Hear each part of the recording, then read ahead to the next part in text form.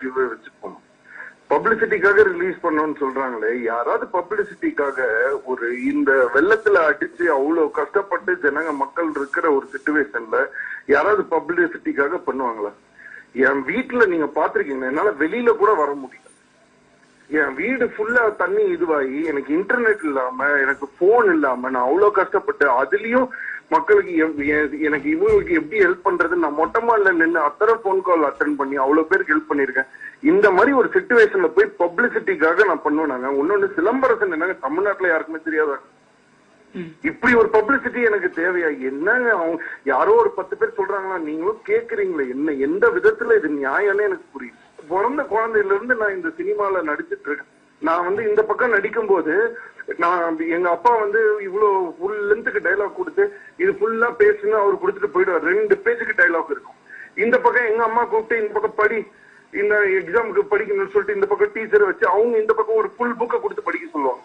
இந்த பக்கம் எக்ஸாமுக்கு படிச்சிருக்கேன், அந்த பக்கம் அப்பா சொல்லி கொடுத்த டைலாக் படிச்சு நடிச்சவங்க சிலம்பரசன். நானு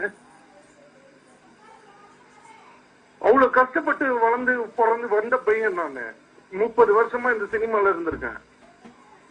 இன்னைக்கு ஒரு பாட்டு நான் அபிஷியலா கூட ரிலீஸ் பண்ணாம யாரோ திருடி எடுத்து, அதுவும் ரப்பா நான் அவ்வளவு எக்ஸ்பிளனேஷன் கொடுத்துட்டேன், எடுத்து போட்டிருக்காங்கன்னு சொல்றேன். அதை மீறி என்ன என் உரிமை பொம்மை எரிக்கிறீங்க, என்ன இது பண்றீங்க, அப்படி என்னங்க தவறு செஞ்சுட்டேன் நானு?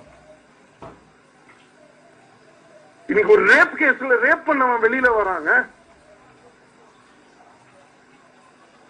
இவ்வளவு தூரம் உங்களுக்காக உழைச்சு உங்களுக்காக முட்டி போட்டு டான்ஸ் ஆடி, என் டாக்டர் சொல்றது என்னத்துக்கு இங்க கஷ்டப்பட்டு இப்படி ஆடுறீங்க, இப்படி எல்லாம் டான்ஸ் ஆடினீங்கன்னா ஒரு பாயிண்ட்டுக்கு மேல உங்களுக்கு நடக்க முடியாதுன்னு என் டாக்டர் சொல்லியிருக்காரு.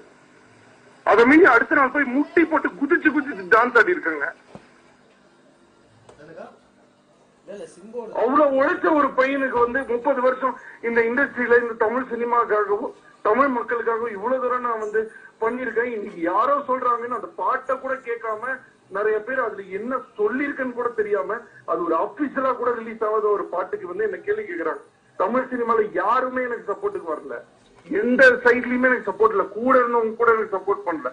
ஆனா இப்பவும் நான் சொல்றேன், தமிழ் மக்கள் என்னைக்குமே என்னை விட்டு கொடுக்க மாட்டாங்க. எனக்கு அந்த நம்பிக்கை இருக்கு.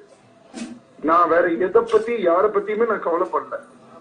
நான் தப்பு பண்ணிருந்தேன்னா தப்பு பண்ணி இருக்கேங்க, ஆமாங்க என் மன தப்புங்க, என்ன மன்னிச்சிருங்க ஒத்துக்கிற கூடிய ஒரே ஆள் தான் சிலம்பரசன். நான் எதுக்கும் நம்பி பின்னாடி ஓடியும் போக மாட்டேன், பயப்படவும் மாட்டேன்.